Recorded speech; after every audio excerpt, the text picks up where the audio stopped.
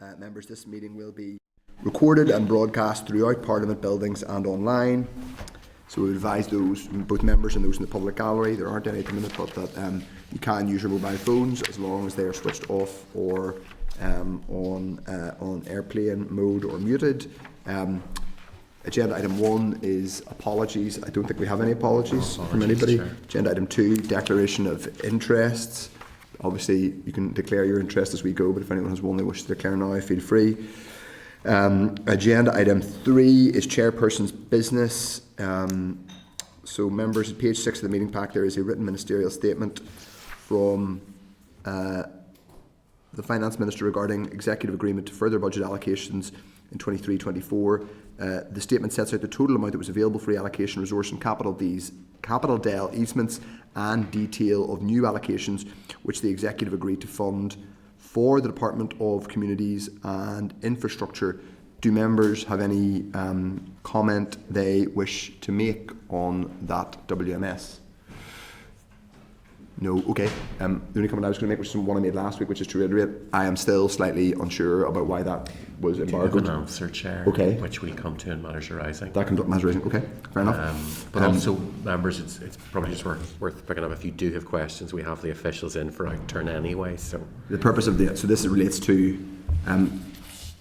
There's probably, you can feel free to make a comment now, but we will have the actual officials to answer questions on that WMS.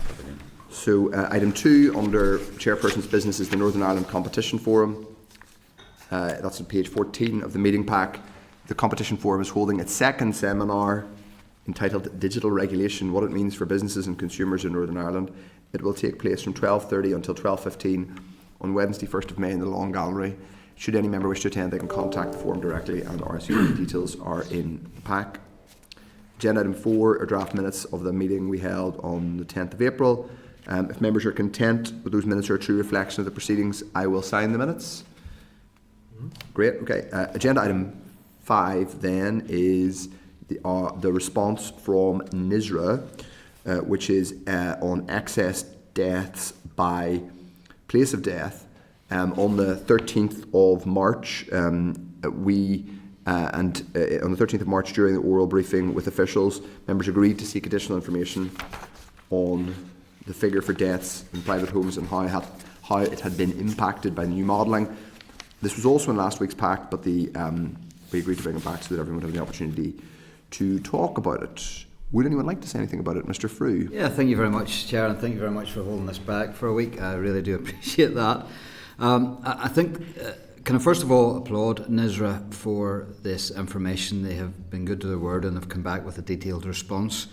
And I'm also glad to the fact that they have confirmed that they have written to the ONST in relation to this potential area of development with regards how they'll ever get the place of death incorporated into their new modelling for expected deaths. Like, how do you ever know a figure of how many people are going to die at home? And you can see there from the graph they've provided how significant deaths at home has been since March 20. So I do believe this is really important that they would get an answer. I think, and I would ask, that we write back to NISRA thanking them for their response, asking them if they can pass on the response when they get it from ONS, but also ask them to continue doing what they've been doing, and that is not only publishing their new methodology and the results, but very thankfully and gratefully they have been also publishing on a weekly basis on the same chart their old methodology. So they are being as transparent as they possibly can, and that is a difference from compared to ONS, who have scrapped publishing the old method of average deaths. So ONS has continued that practice, and I thank them for it. And I would just ask, and if this committee can support that on the issue of transparency, that we ask them to continue to publish the old method, which is quite simply the 5-year average of deaths.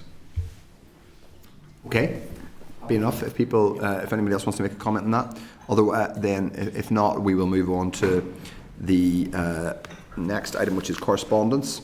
And the first item of correspondence is from the Assembly Audit Committee, so members, if you turn to page 33 of your meeting pack, there is a copy of correspondence from the Assembly Audit Committee to the Finance Minister regarding the 24-25 draft budgets for the NI Audit Office, also for the Northern Ireland Public Services Ombudsman and the Northern Ireland Assembly Commission. All of these organisations are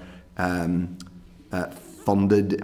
Their budget is agreed in a slightly different way to most public bodies and departments, which is that the Audit Committee has a direct role in that, and the Assembly effectively funds them directly. As members will be aware, the Audit Committee has responsibility for agreeing the estimates for these bodies and has taken evidence to inform its position regarding the draft budget.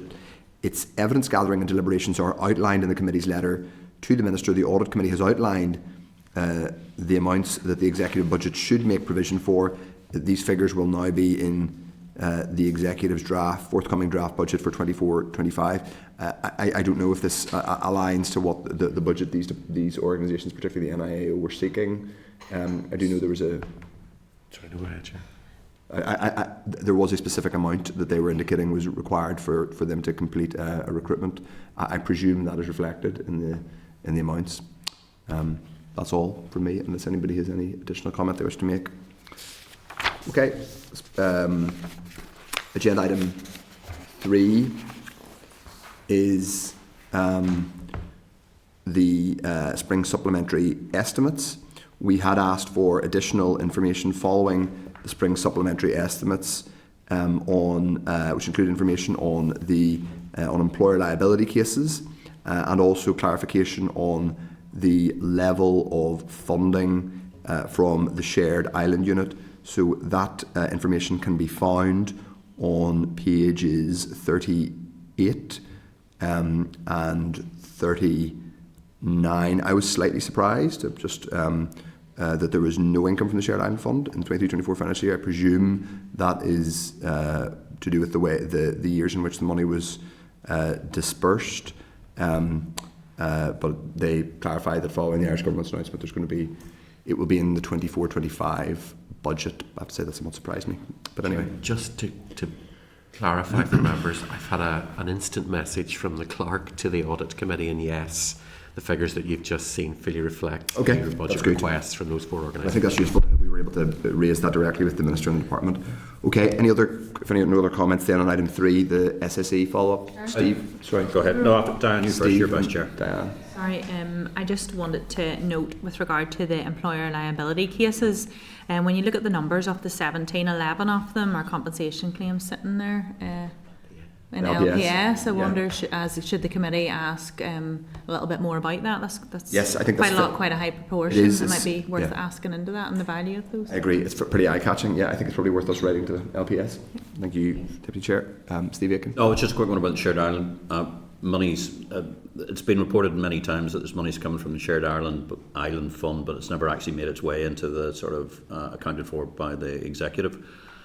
Might it be worth us writing to the Executive Office for a view on any previous monies have been received? Because I don't think they have. Well, I think what would be helpful is, yes, but it's a broader piece. What would be helpful is understanding what the process is. Maybe it might be one for the Finance Department to understand how that money is dispersed, because obviously money has been drawn down, but obviously some of them are capital projects and they're drawn down. So, for example, for Narrow Bridge, they will not draw it down until they know that the procurement has happened. That's fair enough. There's any mystery there, but it would be helpful to get maybe a policy statement on how those monies are drawn down. In most cases, they are capital projects, so they'll be specifically funding specific capital projects like Narrow Water or whatever else.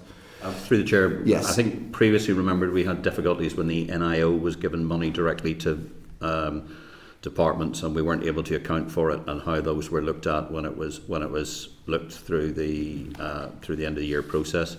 So if the committee was content, a perspective on that as well might be useful. Right, just so we're clear, Steve, is your request that we ask for how money is accounted for directly to the NIO, as in the equivalent of when the NIO gives money directly. I think it'd be just right, because we're asking. I mean, we've been told before that there's extra funds coming from the Shared Ireland and also through NIO, but we've never managed to get to them. But we've never been formally reported to us how it's being accounted for and how it's been looked at within the processes. I'm not sure. I'm happy to ask that question, but I think we should be, because obviously the NIO itself does not, as far as I'm aware, fund projects in that way. They are the policy conduit for the UK government, and obviously they're involved in the. So I agree with you, Chair. I think what wasn't clear enough was the NIO being the conduit, but we were seeing, particularly when we look at the levelling up fund money and where it comes from. Right. Sorry, I think that's levelling up and shared prosperity are slightly different though than that. So I think it's important for us to be. You're right. Those are funds basically. There's UK government funds and there's Irish government funds. I think we need to be. What might be useful is asking just. Now we know there's controversy about shared prosperity and levelling up because they don't go to the executive. The executive doesn't get a say. The UK government gives them directly, which is a bad thing in our view. We think that undermines devolution, but that's me making a political comment, obviously, not as chair. I'm happy to ask that. I think it might be worth us asking those two different questions, or are we? Chair, it might be worth even just having a look at the next item, because we do have information back on shared prosperity, levelling up, and community fund, so it just gives us a bit more detail around. Well, why don't we do that? Why don't we write to the? I think we should separate. We'll write in one regard to the finance department about Shared Island, just to give us an update on on what they're expecting, and I think it's mostly that it's capital funding, and then on unless anyone else has any comments on shared prosperity, that we can talk about that now, which is item 4, following consideration of the Department's memorandum of reply to the PAC report review of the Northern Ireland budget process. The Department was asked to provide an update on the current position with funds being drawn down from Shared Prosperity Fund, Levelling Up Fund and the Community Ownership Fund, which is one that Deirdre has specifically asked for, and that is at page 40 of your pack. Are there any specific comments on what is there at page 40? So, one thing.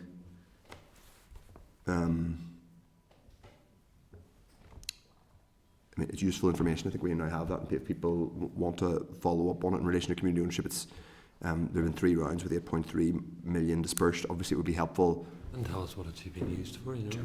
So, indeed, now you could probably get that information if you really wanted it directly from but it might be worth us asking for if they have a breakdown of which organisations have actually received it here.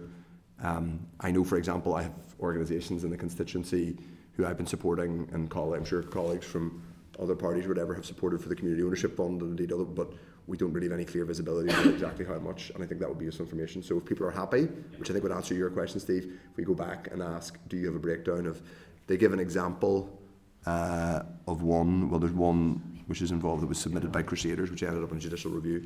They should know all of them anyway, if they'd be able to give us that. They should. Okay, so we will write and ask for that breakdown. They should know.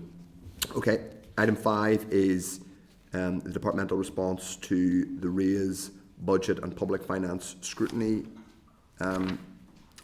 points which were raised prior to the formal committee meeting on the 20th of February.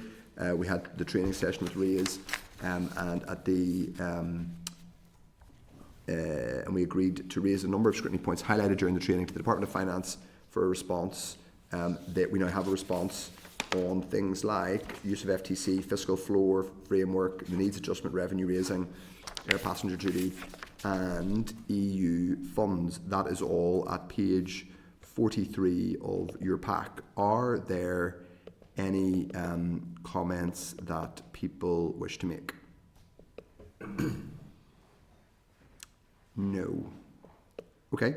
In that case, we will move on to the next item, which is the response from the Minister of Finance to the Communities Committee, which is at page 51 of your pack. The committee was copied into correspondence from the Communities Committee to the Finance Minister, highlighting a number of issues regarding recruitment, retention, and the use of temporary promotions from the Department, Temporary Promotions in Communities and in the Northern Ireland Civil Service. The Minister has now replied to that committee, and a copy of the response has been provided to the committee. It's at page 51. If anybody has any further comments they wish to make, to the statistics on are in the annexes. If anybody would like to follow up on any of those. I mean, I would just say it's just remains concerning, the number of in a civil service of, is it about, give or take, about 20,000? I think about 23. About 23. That there is that number of, so out of, you know, that more than 10% of the entire Northern Ireland civil service. As far as these statistics, as far as I can see, more than 10% of the entire Northern Ireland civil service is on temporary promotion, which is just not good. Basically, it's not good for any number of reasons. It's not good for, it doesn't really speak to kind of a stable workforce, but it also means the people who are on temporary promotion are going to have, they might have issues around getting mortgages, they might have issues around some other, you know, they're effectively working up, you're operating up, you have extra responsibility, and yes, you'll get the extra wages, but that might not always be reflected in additional pension contributions or in... Same as having the job. It's not the same as having the job substantively, obviously, but you have the added pressure. So we think, I think that's not good. Obviously, we had a session with the next HR people. I think it would be useful for us to write to the department to get an update. Now we covered it a bit in the hearing about what the actual plan is to address the temporary promotions. I mean, you would think there would be it would be, sure, it's not straightforward because you have to go through a process to substantively promote somebody, and obviously they might have to do a recruitment in which that person is not actually substantively promoted, and that highlights the problem with temporary promotion, because bluntly what ends up happening is people feel aggrieved and their nose is red joint because they could have been doing a job for 2 or 3 years and then they're bumped back down. But that gets to the point of why you need to. So I think if people are content, I think we should write asking for an explanation of what is happening within Nick's HR to address this. Agree. Steve. Just very quick one. I just noticed that Hugh Witness, we know quite well, has just been made into a permanent secretary, having been briefed yesterday about the last committee meeting about the exceptional circumstances needed for getting the new chief executive of the EEA, to suddenly discover now we've got a new permanent secretary. Everybody seems to be, I'm not quite sure what HR process they are, apart from the fact that they just move them around.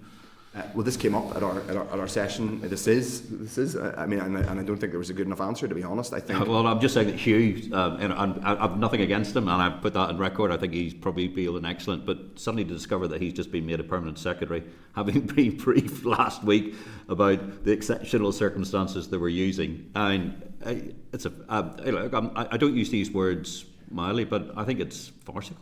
Well, I think it's worth following up on that. I mean, that was a specific point we raised. We could ask. I think we asked for the specific detail. Yeah. I think we asked for that detail in the hearing with.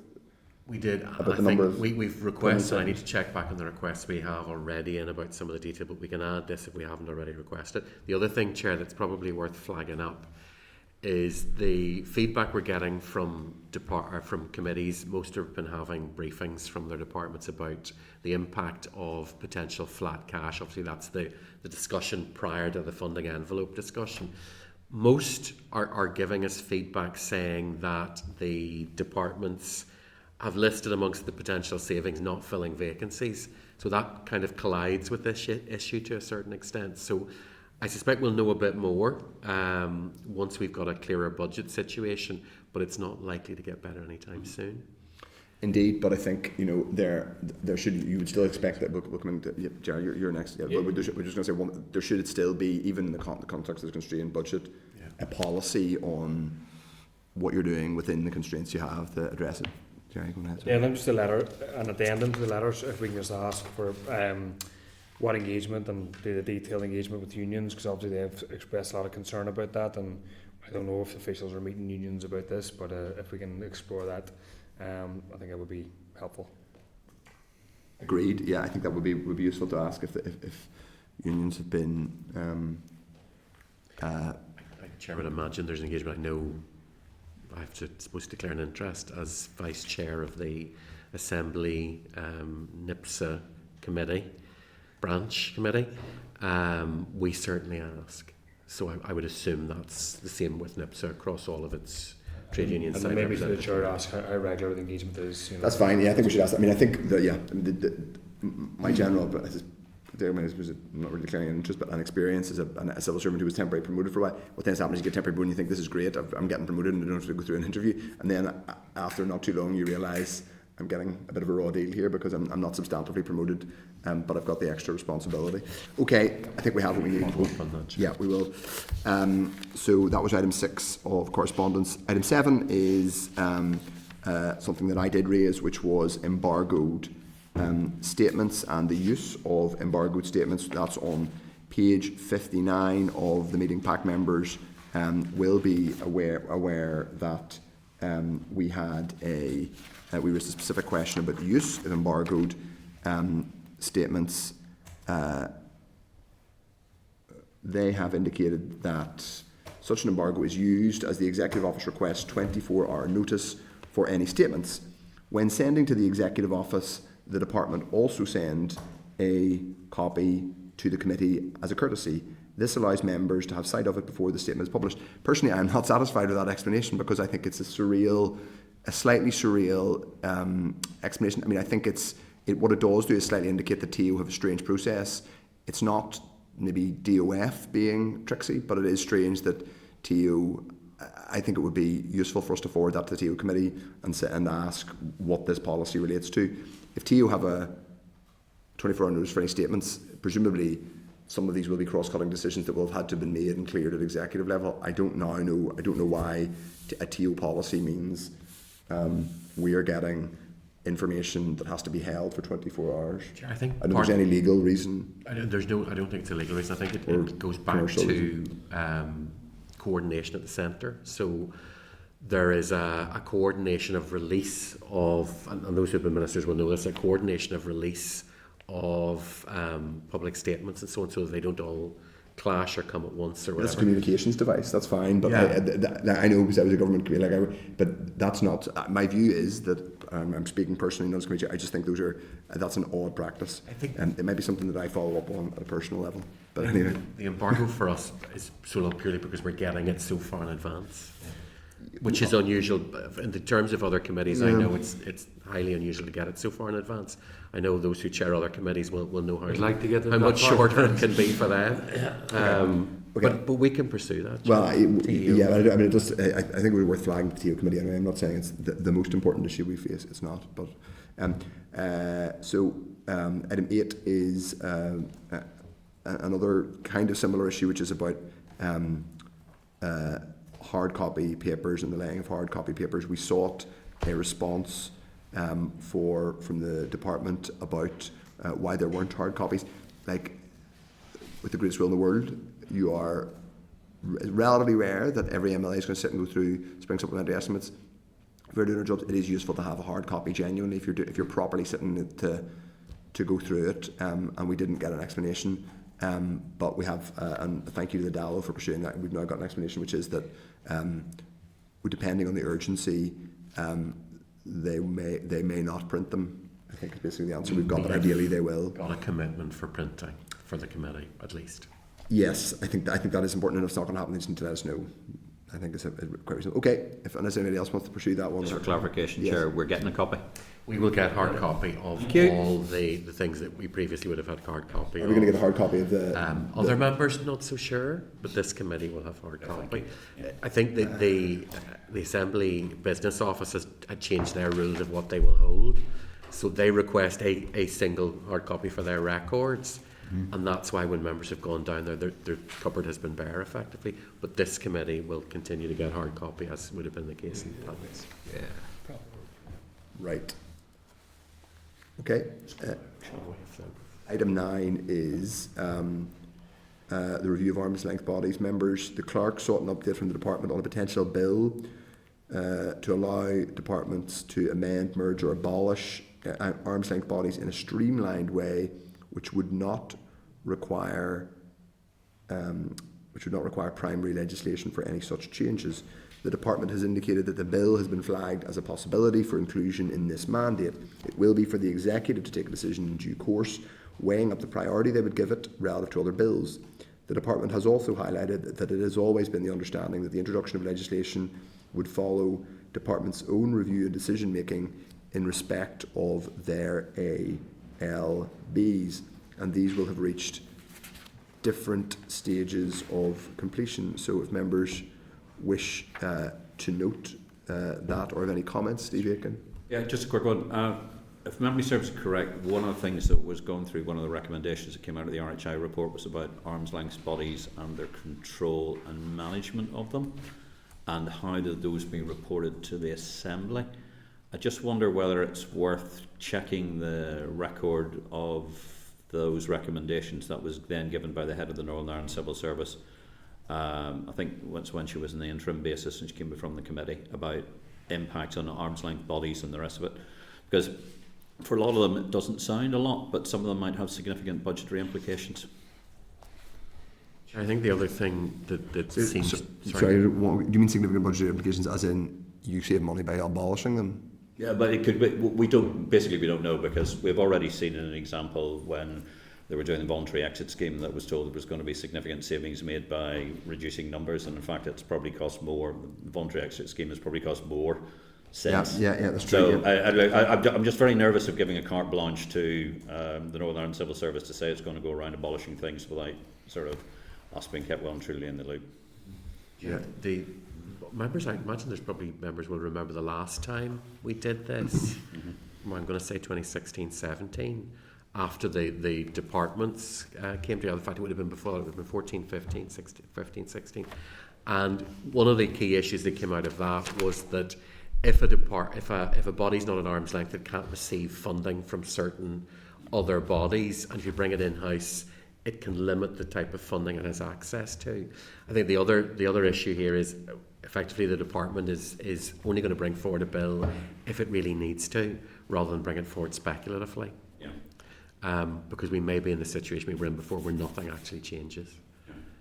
So if that's any help. Yes. Okay, that's fine, unless there's any further comments on that one. We will move on to the next item of correspondence, which is around the legislative consent motion for the Trade Cooperation and Progressive Agreement for Trans-Pacific Partnership Bill. On page 63 of the meeting pack, the Department has provided an update on this potential LCM and indicated that the Minister of State for Trade Policy, Minister Greg Hands, has indicated that, considering the timeline for secondary legislation, he has decided to proceed without legislative consent from the Assembly on this occasion, which rather indicates the robustness and importance of legislative consent to the British government, in my view. The bill received, anyway, that's not in the pack, that's me saying that. The bill received royal assent on 20th of March 2024. Unless there are any comments everybody wants to follow up on that, it's worth saying that this was a bit more technical, that this inclusion was a bit more technical. It's not particularly controversial, this particular LCM, albeit the principle, I think, of LCMs and their effect is probably noted. Okay, and there's no other comments. The next item is the Economic Activity of Public Bodies Overseas Matters Bill. Members, this is an additional item that is not in your pack, and it was emailed to you by the clerk today. So Peter emailed round at I think sort of about 12:13. Yeah, just after noon. And the Minister contacts us. The Minister, in response, I think, to our asking her, indicates her view is the bill is much broader than procurement policy and seeks to limit ministerial powers in regard to certain decisions they can take on investment and procurement, rather than affecting the existing procurement regime specifically. Clause 1 contains a provision, this is the Minister's letter to us, which alters the executive competence of ministers or departments here. The understanding is the Executive Office received a request for legislative consent for the bill from the Department for Levelling Up, etc. In February 24, departmental officials have contacted the Executive Office and have advised the issue is being considered by the First Minister and Deputy First Minister. I can confirm, however, that I'm not supportive of this legislative consent motion, nor is it supported by the Governments of Scotland and Wales. Are there any comments on this? Owen Tennyson. I was just going to suggest, Chair, that we write to the Minister to express support for her position, that we as a committee aren't supportive of a legislative consent motion on this issue if members are minded to do that. I would agree with that position, unless there's any... I'm going to be honest and say that I'm not 100% sure what the remit or scope of this bill is, so I would be reticent that the committee were to move to take a position on it. Obviously the Minister, as is her right, has expressed her opinion on this, and given that she's not supportive of it, and there's unlikely to be agreement at the executive, I don't think that this is going too far, but maybe I should have done a bit more work and understanding. No, well, to be fair, we have only received an email. It is coming up next week, so maybe we could delay to defer. Yeah, we'll discuss next week. And just like shorthand is, this is the anti-BDS bill. Yes. That's basically what it is. But totally fair enough for people to have. Yeah, so we can discuss happy the to proposal defer again next week. It's next week. Yeah, we'll do it next week. If people are happy, we will bring that back to discuss next week. The next item is is an SR. It is the rates temporary rebate amendment order Northern Ireland 2024. Members, at the meeting on 20th of March, we agreed that we were content with the statutory rule to reinstate the back and business scheme for the period up to 31st March 2025. The examiner has now reported in the rule and not drawn any matters to this committee's attention. Full details can be found at page 65 of the meeting pack, and the examiner's report can be found at page 80 of the meeting pack. Have any members any comments? Steve. That's all right. Okay, so we'll go back and do that one. This is the back. No, this is the back and business one. You're talking about the... Apologies, That everyone. is right, because you're talking about the ATMs. ATMs after this, then? That's exactly. Sorry. No, it's okay. Is that okay? Yeah, no, go ahead about that. Okay, sorry, Steve. We're talking about the ATM one? No, back in business. Back in business. Well, back in business, that's fine. I thought we were talking about the ATM one. Okay, we'll come on to talk about back in business. In that case, I'll ask members if they're content with the statutory rule, and if they are, then I'll put the question that the Committee for Finance has considered SR 87/2024, the Rates Temporary Rebate Amendment Order Northern Ireland 2024, and recommends that it be affirmed by the Assembly. Agreed. Good. Agenda item 7 then is the rates exemption. Is the SR 2024-88, the rates exemption for automatic telling machines in rural areas, regulations NI 2024. Members at the meeting on the 20th of March, we agreed that we were content with a statutory rule to restore the rates exemption for separate entries in the valuation list associated with automatic telling machines in a designated rural area. The examiner has reported in the rule and not drawn any matters to the committee's attention. Full details can be found at page 73 of the meeting pack, and the examiner's report can be found at page 80. If members are content with the statute, I think there's some comments first, Stevie. It was more a question. I mean, one of the things we've had this over the years is that the numbers of ATMs, rural ATMs, have dropped considerably. And I just wondered whether, for any information from the department, if we now have a list of how much numbers of ATMs have dropped. So, I'm quite happy I'll be fully supportive of this, but I think from a wider perspective for our rural communities, we're giving this exemption to allow people to keep these machines going, but the numbers seem to be going down fairly dramatically. So I suppose the argument would be that they might go down even more dramatically where this exemption not be there. I suppose another question that we could theoretically raise with the department, and it might be one, is there a bit of fairly low-level cost-free marketing they could do with some of the banks or any other organisations that... Now, the problem is increasingly the banks aren't even doing these themselves, they're third parties, but I don't know, there might be... Is there an argument that they should highlight, should write to some providers and say, are you aware that this exemption exists? Should you be minded to, for example, open a new ATM? But unfortunately that is... doesn't appear to be happening in great numbers, but there is an argument we could ask that if they're marketing this tax break. Just through the chair, obviously another predecessor used to sit in this committee, Pat Catney, who we all was very keen on sort of the banking industry and what was going on. Yes. And I just sense that, we hear from many people in the rural communities the amount of resources are being taken away from them. So maybe it might be useful if people were aware that this committee was interested in the overall numbers and the impact it was having on the rural community. Yes, I think that would be helpful. Yeah, I mean, I think there's a point about, there's a broader point about financial services, which is our financial services.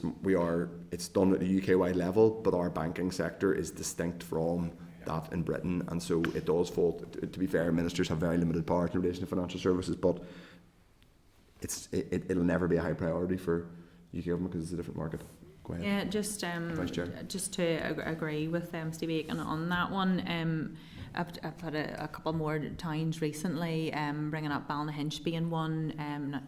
No free cash machines anymore. Yeah. They're inside shops. When the banks close, they're not there anymore, and it does appear that it's through certain shops, certain brands of shops that put in the ATMs is the only way that people are getting free ATMs, which is a pure business decision.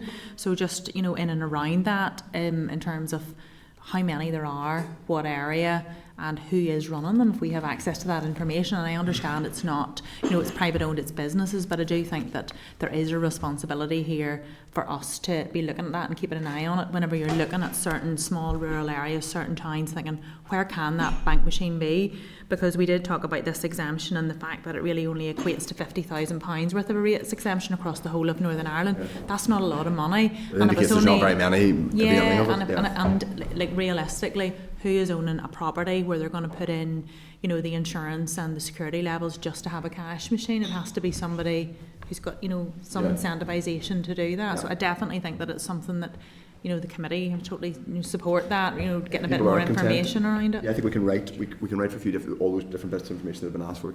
Sure, I appreciate it may be a separate issue, but just worth asking. In terms of charging for ATMs, as in people who withdraw money, I know it's more of maybe a city thing rather than maybe than local towns, but can we find out if that's people who get the exemption, do they have to charge, or can they charge? Is there leeway to not charge? I actually don't know the answer to that question. If you get an exemption for a charge, I think that's a question. And also, do not know the second one is, can we get the wider figure of who collects these the charges across the ATM board? I don't know who does, but as in that would be from LPS. They because they're the ones they'll have it on the I guess the valuations of who's getting the exemption, whether it's, I don't want to name a bank in case I'm a particular commercial bank or someone who owns a spa or whatever.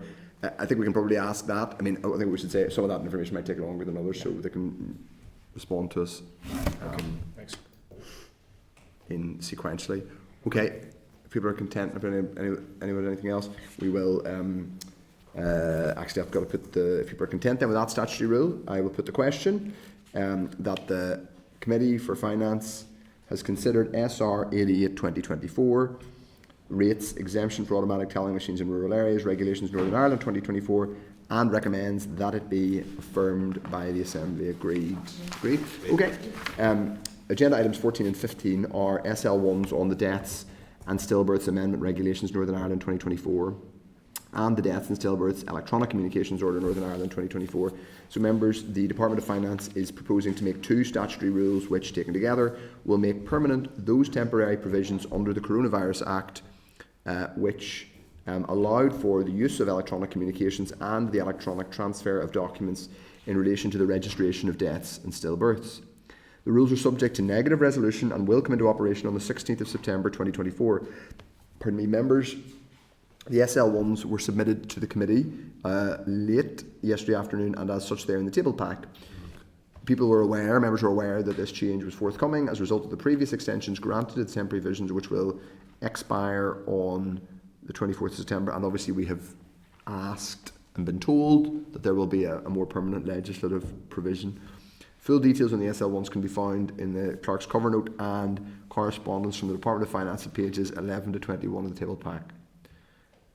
Members, if you're content with the proposed statutory rules, or if anyone has any comment? Just to say that isn't it great that with a wee bit of pressure from this committee we can make the department move in a pretty sharpish fashion, and it begs the question that with it being only small amendments to bills that are already in play, why did it take so long to come forward? We'll not put that to them. They'll hear it through the system. One question I do have is this.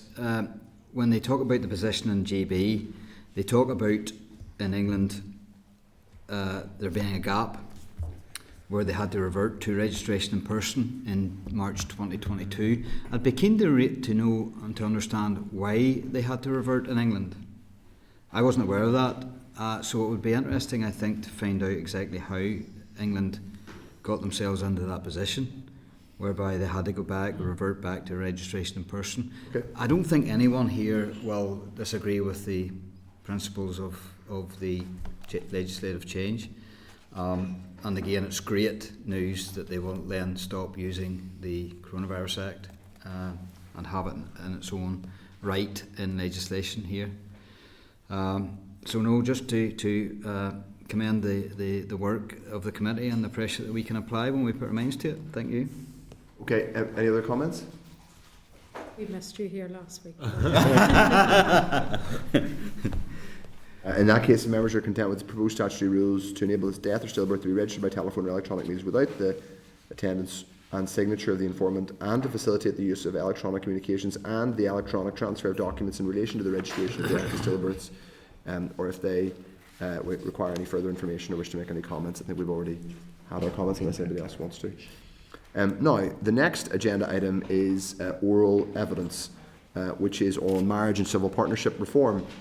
Members, there's a clerk's memo and departmental briefing papers at page 89 of the meeting pack. Also included in the meeting pack are two items published on the 1st of July 2022, which was the period when there was no assembly, but there wasn't formally an executive either, but ministers were still in post. So the then finance minister issued a written ministerial statement, and the Department of Finance publication on the results and analysis from the marriage law consultation. So members, we now have officials attending today to update members on the Finance Minister's policy intentions regarding a number of potential reforms relating to the law on marriage and civil partnership. The Minister had previously written to the committee indicating she is minded to legislate to amend the marriage law to include belief marriage on the same basis as religious marriage, and to amend the law to increase the minimum age to 18. On that basis, we agreed to this briefing session. So thank you, Michael Foster, who's the head of civil law reform, and Martin Tyrrell, who is policy advisor. Thank you both for coming. We would love to have you make a brief opening statement, and if possible, keep it brief. I'm not because I don't want to offend. I do want you to get across all the key points, but we can obviously unpack a lot of other things in questioning. So please do go through the key points for us. Okay, sure. Thank you, Chair. I mean, just very, very briefly, if we haven't given evidence for quite some time in front of the committee, obviously. Yeah. In the last mandate, we only gave it online, I think, in relation to defamation.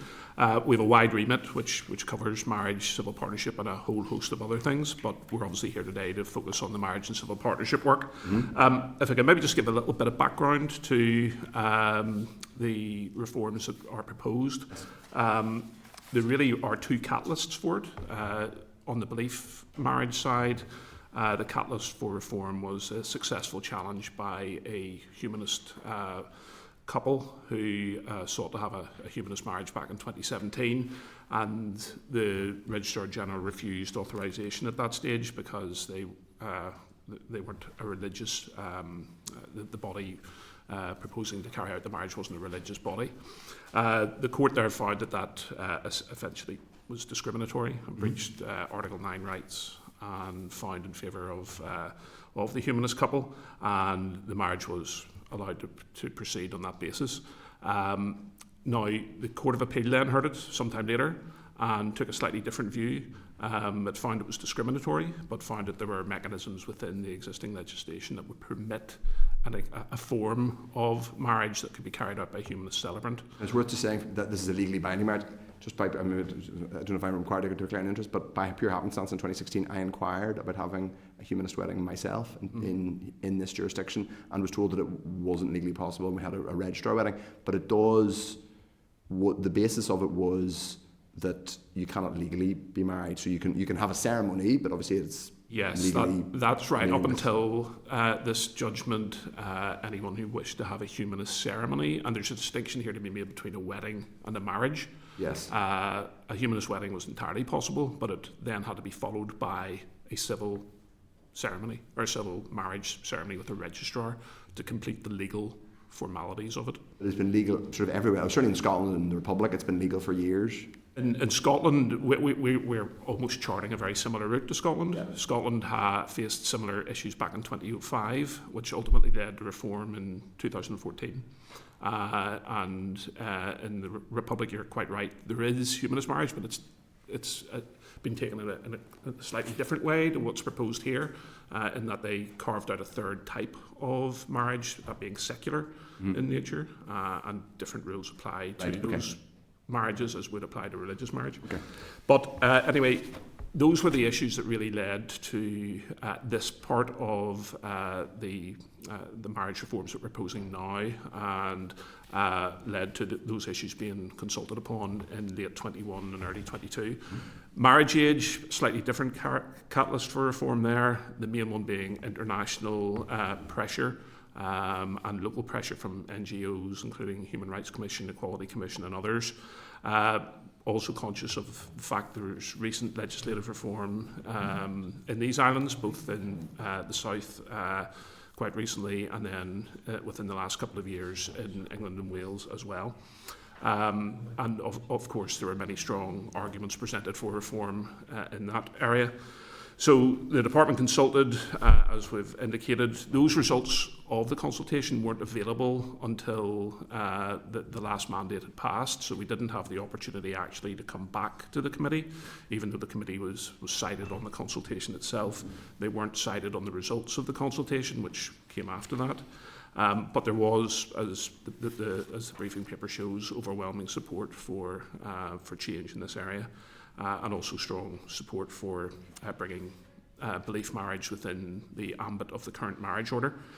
And as you've referenced, the previous minister, Conor Murphy, did make a ministerial statement to the effect that it was his preference to legislate on these issues once a functioning assembly and executive were again available.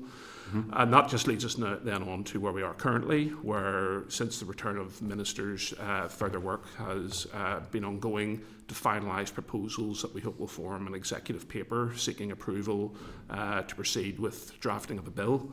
And that work is all but ready to go at this stage, Chair. We've been liaising with colleagues in government about certain aspects of it, and those matters are largely settled. And we hope to bring a policy paper for the Minister's attention in the next few weeks, and hope to have that with the Executive before the summer. We would hope with a fair wind that a bill will be drafted during this year and be ready for introduction in the Assembly in year 2 of this mandate. As in this time next year? Well, we would hopefully before. So before the end of this year, before the end of 2024 maybe? Or? Potentially by the end of this year. It really we will be in the hands of the process and also Legislative Council and their priorities and their resources as well. Okay. So just if that's everything from yourself, Michael. That's extremely helpful insight. So this bill is effectively ready to go, but there's processes to be required to be. Well, the bill itself hasn't started, just to be clear, but the policy is now largely finalised. Yes, it is. Okay. Just a couple of questions from me. I think that most people will think that the main thrust of what's in this bill is entirely sensible. I suppose, is it pure anomaly that we have been left with this, 16 and 17-year-old legal marriage? Is it just that we haven't got round to updating the law? Is that why, or is there? I think we may have proceeded slightly more quickly to it in a normal political environment, but we're not an outlier. In Scotland, the marriage age is still 16, and indeed is 16 without the need, which is present in this jurisdiction, for consent. And at this stage, we're not clear whether Scotland will make a similar move. England and Wales only really under pressure from a private member there led to the support to that bill in 2022. So we're not that far behind the curve in that respect. I mean, one thing I would say is that the numbers of 16 and 17-year-olds in this jurisdiction actually seeking the marriage are very, very low. They're in the last few years, that figure's been around 40, 50 tops. A year? Mm-hmm. That's only, to be honest, slightly higher than I, but it's not huge numbers. But and do we? I mean, has there been any investigation in terms of the? I mean, I don't want to. We're not talking about specific cases, obviously, and we couldn't. But as part of the consultation that happened on this, obviously there are very clear reasons in terms of protection of people why you would want to equalise this with all the other, rights that you get and obligations, legal obligations that you get when you're 18. But how much evidence was kind of gathered on the ill effects of that, and was there any practical sort of analysis of some of the negative consequences that have flowed from people being? Well, there's a considerable body of evidence, both internationally and nationally, around some of the issues that are associated with child marriage. There's quite a body of evidence that suggests that it dramatically impacts more so on girls than boys, for example, and the numbers of girls getting married traditionally is higher in the 16 and 17 age group than it would be for boys. That then tends to feed into a lack of opportunities for those girls.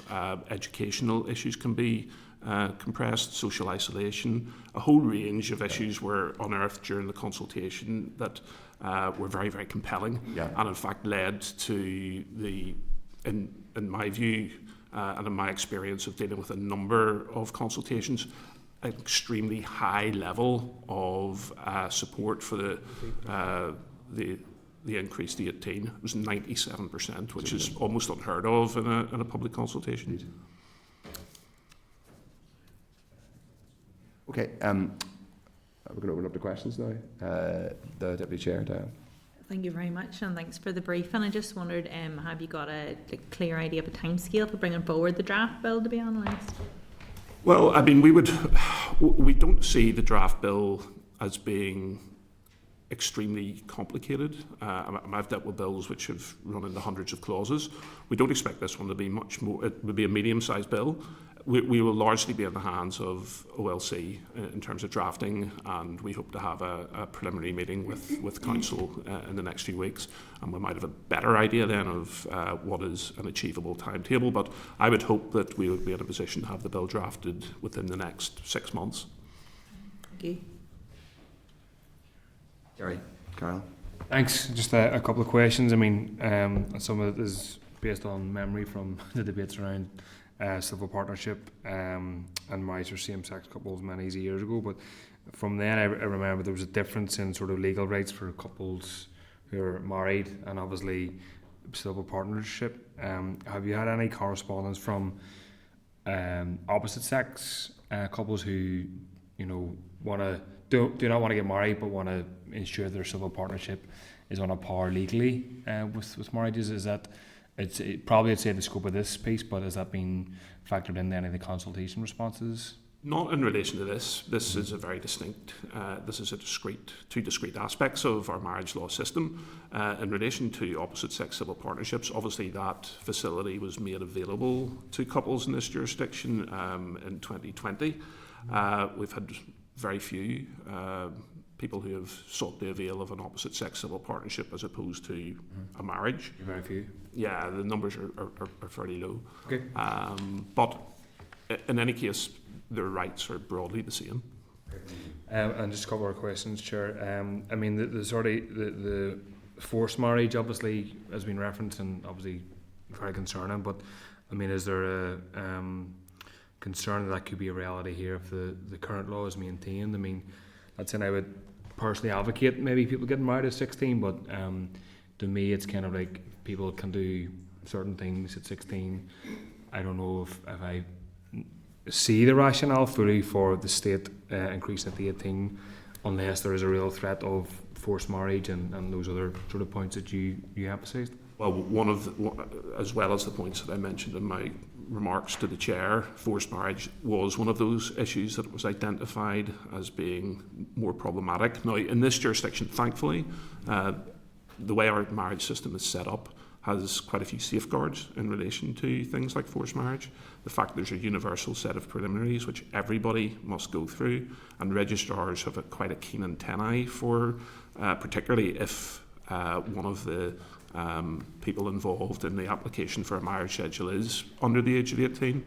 But in relation to raising the marriage age, forced marriage is one of those issues on an international and a national level that have been flagged as being an issue for this particular policy. Two final points, because when you said the figure was low for the people currently 16, I thought you were going to say like 4 or 5, but you said like 40, 50, so it was quite high. And in general terms, I mean, I don't know if there's data on this, but would the people getting married at 16 be marrying people who are 16 or 17 or a similar age bracket, or is it people marrying people who are much older, which I think is two different conversations in terms of the prevalence of... We do have some figures. Martin, do you want to... I mean, they're not maybe set out in that statistical way, but we have figures, for example, where we have the total marriages where one or both is under 18 and where only one is under 18, which probably allows us to determine that, but... we have... we can certainly... It's 39 is the most recent figure that we have in 2022. And in 36 of those marriages, the bride was the under 18 party in the marriage, and in 9, I think the groom was under 18. I haven't got an exact figure for where both bride and groom were on, but we can certainly it would be probably difficult to find out the precise age on an individual basis in those cases. We don't have any sense, though, that there are marriages taking place in this jurisdiction where the girl, for example, is 16 or 17 and the man is 30 or 40, but most marriages of underage in this jurisdiction, quite a proportion of them are from people outside of the jurisdiction. And just finally, if you could share that data through the chair, and in terms of registering through the registrar or the councils in Irish, is that's available at the moment? Because I know obviously through births you can register a child in Irish in the councils. Declaring interest is done. It's not a policy area for us. That falls to our colleagues in the General Register Office, and I think they've already brought forward legislative reform in that area. Thanks. Okay, Deirdre? No, it's just a bit on the age, and in terms of the numbers that you're talking about, are they coming from certain community backgrounds where you say there may be other issues in terms of education, maybe some cultural issues, but it's just if this change was to be made, is there engagement with those communities in terms of that change and the other issues that need to be tackled in terms of inequality and low educational attainment and all of those issues as well? So just to see if that is, and then also in terms of the responses, there was a high proportion in terms of being opposed to criminalising marriages involving those under 18, and it's just to get the department's view on that. And the other bit just in terms of the changes in terms of marriage reform around other belief groups outside of humanism.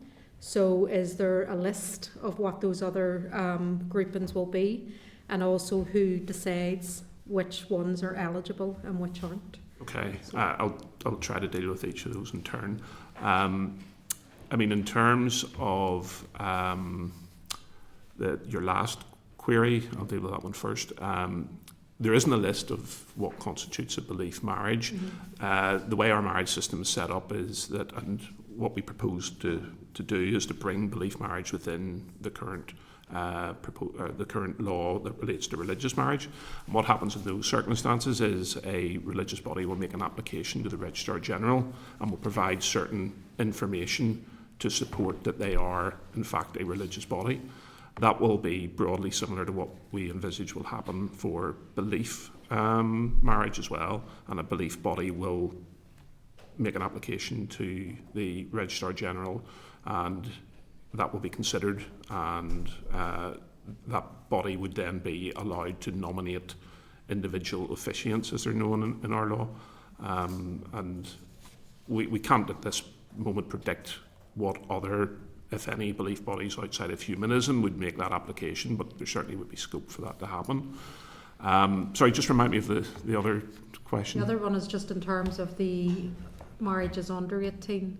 Are there certain Or community... the criminalisation. Well, the criminalisation aspect, what we envisage happening is that the children would not face there'd be no criminal sanctions whatsoever in relation to children. If there was a circumstance where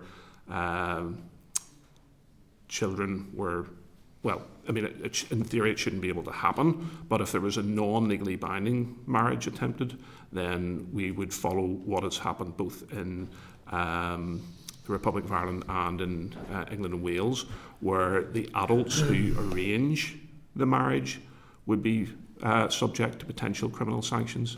And I think that would be the way in which we would seek to approach it on this occasion. Okay. And just into that one in terms of, is it from certain community backgrounds? Yes. Are there cultural, and what engagement is being done with those So communities? we did have a very helpful consultation response from a particular community background, which set out, I suppose we were maybe slightly surprised by the fact that they were very supportive of the marriage age being increased to 18. And I mean, we're a substantive policy department. I mean, it would stretch our remit quite considerably if we were to try to develop things around educational support, etc. But it's certainly, from that perspective, it was well received. Proactive. Okay. Thank you. Nicola. Thanks, Chair, and thank you both for the update. Actually, what I want to ask, the judge already asked, but if you identified any trends with those 39 actually from 2022 that got married underage, and if there was any kind of engagement with any particular communities, I think that would be really important to keep them involved in the conversation. And I suppose I'd like everyone else, I'm surprised by those numbers. I did think you were going to say 4 or 5 as well. You're going to say 4 or 5. I'm surprised at those levels at this stage. What I would say, those numbers have come down considerably from historical figures. Yeah. And if you were to look back to 20, 30 years ago, those figures would have been quite significantly higher. Yeah, they've come down. Also, there's more than half of those marriages involve people from outside the jurisdiction, so the resident population, or the resident people involved in those, is now the minority. That's what my next question was going to be. Are they coming from the likes of England and Wales or further afield? I think we have that You have that data. We suspect that there's a number from who crossed the border to get married in this jurisdiction. Okay. And I think that maybe ties in with the previous question as well. In England and Wales, the registrars in this jurisdiction would be technically at least subject to criminal sanction if they were to accept notice from a couple in England and Wales. Because their levels are their. If somebody is habitually or is ordinarily resident in England and Wales, then our registrars will not accept notice now. Right, Given so that this will have no bearing then. If it's remain the same age, you wouldn't expect to see an influx from England and Wales. Okay. Just on to the other side, then the belief marriage. Was there much opposition to that? And if there was, who was that from, really? Well, there was 70% roughly support for it, and even those who weren't in favour of it didn't really produce what we would describe as strong arguments against it. In any case, the department's attitude and view in this is that the courts have spoken very, very clearly on this issue, and it was probably quite revealing that, for example, the big churches in this jurisdiction, if I could describe them as such, were broadly supportive of bringing belief publicly. No, that's great. Thank you. I appreciate that. Thank you, Chair. Okay. Philip.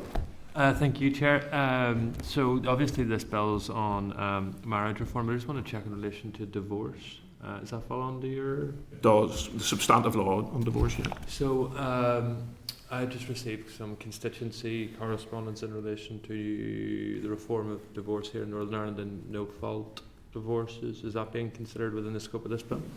So I wasn't fully prepared to discuss that today, and we're back in 2 weeks' time, but nevertheless I'm happy to give a preliminary view on it. The Minister is interested in no-fault divorce, and we're going to resource dependent start a little bit of scoping work on that.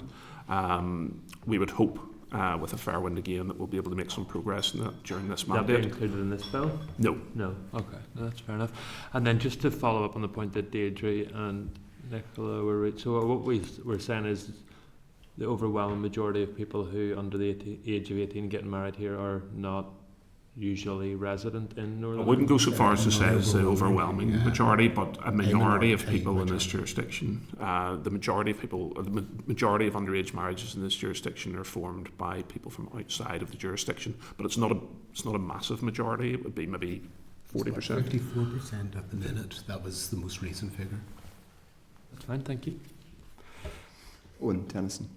Thank you, Chair. And just to say at the outset, broadly supportive of the policy aims of the bill that's being discussed. Just one question really in relation to the issue of independent celebrants, which I know caused a bit of debate in the consultation responses. I understand that there are complexities, I guess, in defining eligibility around independent celebrants, and also the risk of, that sort of competing consideration around independent celebrants who offer services for profit, and completely understand that. So I guess I just want to understand a little bit more the department's view on independent celebrants, and particularly in light of the fact that it's often minority groups like same-sex couples who can't get married in other places who will use independent celebrants. So just to understand more fully the department's position on that issue. Okay, well, I mean, I suppose the first thing I would say is that since humanist marriage has really taken off, same-sex couples have a very clear route in relation to what that service effectively they provide. Just by way of figures, there's been, since 2018, 2,660 humanist marriages, and we don't have the exact figures, but there's been quite a proportion of those have been for same-sex couples. Sorry, that's in the humanist marriages they're not here then, presumably they're somewhere. Over here. Humanist marriages here? Mm-hmm. Okay. Yeah. Under temporary arrangements, obviously, following the court judgments. Yeah, sorry, Owen, go ahead. In relation to independent celebrants, the consultation threw up some muddied responses, I suppose the best way to describe it, because there was a slight majority who tended to favour independent celebrants being able to come into the marriage system, but then there was also a similar percentage of people who took the view that marriage for profit and gain and on a commercial basis was a bad thing, and it's difficult to see how those two could be married together, if you to coin a phrase. They, by their very definition, independent celebrants run a business, and I think the existing architecture of the bill, or of our marriage law, should I say, is set up in a way that would be very difficult to just shoehorn independent celebrants in without conducting a lot more work around things like profit and gain, commercialisation. And there is, I think, a concern which was expressed in the consultation that if independent celebrants come into the market, there could be two effects. One being that the commercialisation of marriage could impact at some point on the sanctity of marriage, and you could have almost like the potential for Las Vegas type scenarios to come up. Now, that could be overstated, and independent celebrants were very keen in the consultation process to say that that was not a fear, but again, that would present its own difficulties in terms of how that would look and how it would be drafted. And I think from the department's perspective, whilst I don't think the minister would entirely rule out at some point in time loosening up the marriage system to perhaps allow a little bit more flexibility around that, at this stage it's not being envisaged. The difficulty, I think, from a government perspective would be that civil marriage could just potentially drop off a cliff, and there's a considerable amount of there's been a considerable amount of work over the last 20 years to get civil marriage to be an attractive proposition for couples, because 20 years ago it was straight down to the registrar's office, whereas the reforms in 2003 opened up venues all around this jurisdiction and permitted civil marriage to take place in hotels and temporary approved venues and anywhere effectively that a couple would want. So it's difficult to see why independent celebrants what additional benefits they would bring to that. I suppose if you're playing devil's advocate, you would say, well, isn't allowing, and I'm not advocating the policy at all because I think the concerns you've outlined are legitimate ones. They would need to be discussed. But I suppose the corollary to that would be say, well, allowing hotels, other premises to have is in effect commercialisation because they are commercial businesses who are deriving a profit from the fact that a wedding is happening there. So that would just be I think it's important then to draw the distinction between a marriage and a wedding, and hotels really tend to offer the broader package around a reception, and that's where they make their profit and the commercialisation. If the marriage is licensed to happen in X hotel. It's not.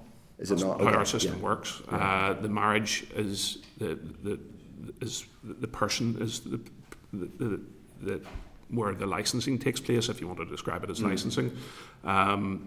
Approved places are allowed to then host a marriage, but I mean I know it's maybe a slightly person marrying. I mean, I got married in one of these venues. Basically, now I talk twice about my own. It seems like I'm trying. We should get photos out and start. Were you dressed up as Elvis? No comment. No comment. No comment. It wasn't in Las Vegas. It was in County Down, but clear. As far as I'm aware, I got legally married in the place where we then had a reception where there was drink that was paid for and food, etc. So that was a business, they were. I'm not. So that was and religious marriages can take place in those venues as well, and in fact can, if as long as the officiant is agreeable to perform the marriage ceremony within that. That was a registrar, but okay. Happy enough. Yeah, no, that's helpful. Thank you. Yes, thank you. Very quickly, what criminal sanctions or tariffs would be in place in this bill, and who and how would you enforce that and investigate that, and who actually enforces it? Okay. Well, I mean, we haven't developed the legislative policy around this in terms of the actual provisions, but what it will look like is probably something similar to that was put into the Minimum Age of Marriage Act in England, where it would be an extension of the Forced Marriage Act, or the forced marriage provisions. And those forced marriage provisions basically criminalise the behaviour of adults who, whether there's consent or not, arrange a marriage. Now, bearing in mind that because our jurisdiction is set up in a different way to England and Wales, where there's no universal set of preliminaries, the chances of this happening are almost nil. It would really need to be a non-legal marriage that is attempted before these types of things would kick in, and in this jurisdiction the evidence of that happening is, well, we're certainly not aware of it. And so, and I get that differential between here and England, but in the legislation you talk about in England, what is the tariff, criminal sanction? I would need to double check what the sanction is, but it's most likely going to be on a custodial sentence as a maximum, something along the way in which our criminal penalties would tend to be, where there's a summary scale. And so in that case, when you have got to a point where there is an investigation, I take it it's a PSNI investigation? It would be, yeah. And then I also take it that the people of interest there in that investigation would be the overage partner in the marriage and or parents? Well, anybody with parental responsibility, anybody who would have a role in arranging that marriage, whether it be parents, whether it be others. So that could be a third party? Could be. Right, okay, interesting. Thank you. Okay. No one else has indicated they wish to ask a question, so I think at this point we will say thank you very much to Michael and Martin for giving us evidence, and we look forward to receiving further information about the bill as it develops and is drafted. Thank you very much. Thank you. Thank you.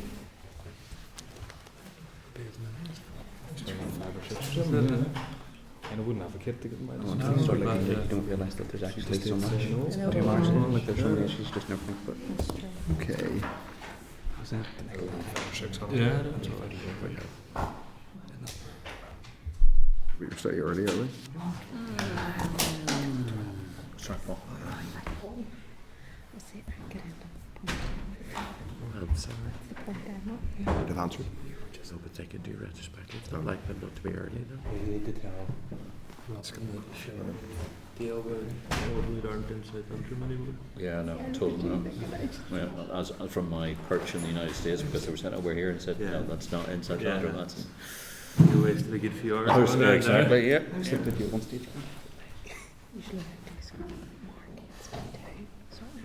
I got all these phone calls because we had put a letter around saying you're coming into North Belfast, and then No, we did, well, sorry, I put out a note and said, thanks very much indeed for all your thing and the rest of it, and And then we got this. We're like, we got this thing from Robinson. And I was like, no.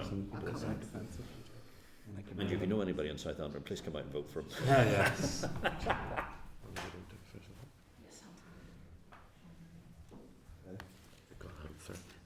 We've got answer. Okay.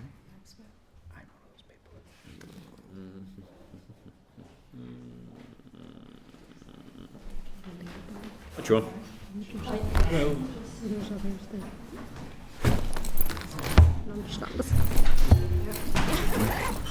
There. Hello. Very much. So, members, this is an oral briefing on the final forecast Outturn 23-24, and there's a briefing pack at page 194 of the meeting pack. The paper includes the final forecast Outturn on the 23-24 budget. Members, the final Outturn is available once departments or accounts are audited, and the NIAO publishes reports on these in the summer. The department has, at the committee's request, highlighted variance between budget allocation and the forecast Outturn. Against this, I may just ask when we do opening statements if Joanne or whomever from the team wishes to just highlight any particularly significant ones that they think they want to raise our attention to. Final forecast Outturn figures are provided as annex in the briefing paper, which obviously include the non-ring-fenced resource DEL, ring-fenced resource DEL, capital DEL, and ring-fenced financial transactions capital. Yesterday afternoon, officials informed the clerk that there was an error in the annex referring to non-ring-fenced resource DEL. An incorrect formula was used. However, we are advised this does not affect the contents of the briefing paper. Revised version was issued and it's in the tabled pack. So members, we have officials here who are going to answer our questions. And we have at the meeting Joanne McBurney, obviously a frequent flyer in this department, with us, Director of Public Spending at the Department of Finance, Marianne Smith and Chris Farmer, who are in the public spending team. Thank you very much for joining us. So obviously invite you to make an opening statement and highlight any particularly compelling bits about the forecast Outturn. Okay, thank you, Chair. Thank you, Chair. Yes. Look, firstly, thank you for the opportunity to brief the committee on the forecast Outturn. I intend to keep my opening remarks quite brief because I'm sure you prefer to have a bit more time for questions. I suppose just start off with a quick run through of sort of what forecast Outturn is. Outturn and forecast Outturn, to give it its full title. It's a monthly return that is required by Treasury from Whitehall departments and devolved administrations. DOF seek monthly returns from departments in order to inform the return to Treasury and to assist in our own monitoring of departmental spending throughout the year. These returns provide Outturn for the previous months of the financial year and forecast spend for the remaining months. Where we refer to something as the April return, it means it's Outturn for April and forecast for the rest of the year and so on. Forecast expenditure is then compared to the latest agreed budget position for each department. Given that departments should not be planning to overspend against their budget allocations, in previous years departments were not permitted to forecast expenditure which exceeded their agreed budget allocation for any given category.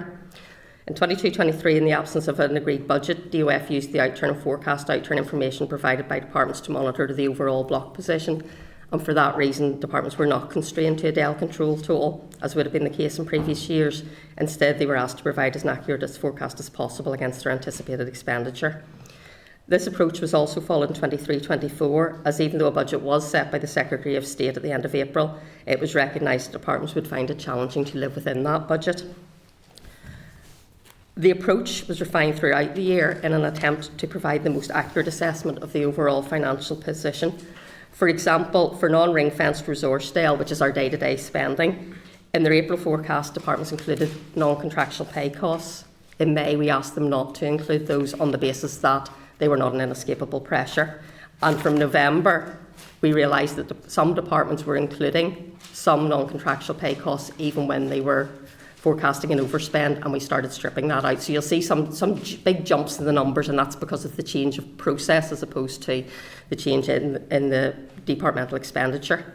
Now, we've provided committee with the position reported in each month of 23-24, and we're happy to take questions. Obviously, there's quite a lot of numbers there, and we may not be able to answer very detailed questions on all of it today, but if we can't, we'll get back to you on that.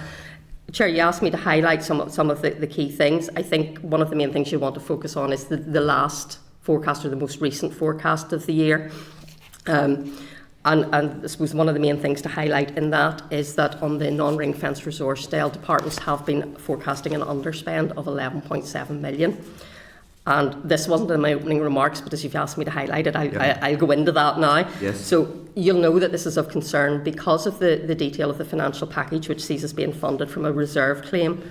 We're not allowed to carry forward any non-ring-fenced Resourcedale at the end of the year, which we would normally be allowed to do. Therefore, since we have received this forecast, we have been engaging with departments, one, to make sure that there are no other surprises coming down the tracks, and two, to see if anybody could actually utilise any of that money. And we're very grateful to the Department for Infrastructure, who has indicated that they can. We went out and engaged with departments, and as a result of that, their forecast increased to actually 13.6 million of an underspend. 1.7 million of that relates to Treasury earmarked funding, which has to be returned to the Treasury. But we're proposing to make an allocation of 12 million to DFI. As departments are still finalising the expenditure position for the year, there's the potential for the underspend figure to either increase or decrease by the time we get to provisional outturn in May. But I think we've done everything we can at this point to minimise that risk, and that's as far as we can go. That was all I intended to say, so happy to take questions. Okay, thank you, Joanne. That's really admirably brief and lots of questions I'm sure we have. So just a few on the, so at the minute there's a non-ring fenced Ardell, so most Ardell is non-ring fenced. Yes. That is the mass majority of what goes to pay teachers and doctors and council workers, etc. Is at the minute there is for 23-24, just on there is a non-ring fenced Ardell underspend of 13 million. Some of that is being redirected to the Department of Infrastructure, but if that can't all get reallocated, that will have to return to the Treasury. It will when we get to the end of the year. So what we've done with departments is they forecast the 11.7. We went out to departments, or Chris and her team went out and spoke to all of the departments and said, are you forecasting this underspend? Are you content? How good are your forecasts? Are you content that we reallocated that? Obviously, some departments are sort of going, well, we're not really there yet, and we don't want to risk because it might go up, it might go down. So what we're proposing today is we're not actually reducing any departments' allocations. We are, I suppose, in effect, introducing an overcommitment at the centre, equal to the amount that we're being told departments are likely to underspend by. But yes, if they underspend by more, there is a risk that will be returned to the Treasury. So again, always learning new things. How is this? Why isn't that amount seems to be well below the headroom in the budget exchange scheme? Why would that? Why is there a risk of that being? It would seem like it's a relatively small amount in that way. Yeah, and you're absolutely right. And in a normal year, that would not be an issue for us at all. That's why the budget exchange scheme exists, because with a budget of the size we're trying to manage, and you're spreading it across a number of departments and their arm's length bodies, it's impossible to land it on the button. And I think we have to recognise that. The difference this year is because the financial package, the additional funding that was provided for 23-24, came from a reserve claim. And the statement of funding policy sets out that if you get funding from the reserve, you cannot carry it forward. The budget exchange scheme. Okay. Yeah. So the budget exchange does not exist for non-ring-fenced Resourcedale. It does for the other categories. So we're not as worried about the small capital underspend that's being forecast. But the Resourcedale is very... Is that true in every year that it doesn't apply to non-ring-fenced Resourcedale? Well, no, it's only in the year when there's a reserve claim. So the reserve claim cancels that out? Yes. Okay. Good, so hopefully we can... And what is the date by which... Because people think, well, the financial year's over now. What is the date by which this has to be sorted, as it were? Well, we will... There's obviously a limit on what departments can do after the year end. They're trying to finalise their accounts, so that, we have a limited capacity to do anything beyond, I would say, this week. Right. In allocating further money, or departments being able to spend it. In terms of knowing what the final figures come in, we'll get a provisional outturn in from departments usually around the middle of May. Yeah. That will be departments' best estimate based on where they are with producing their accounts. That's usually what we factor in. Any underspends there we'd factor into the June monitoring round usually.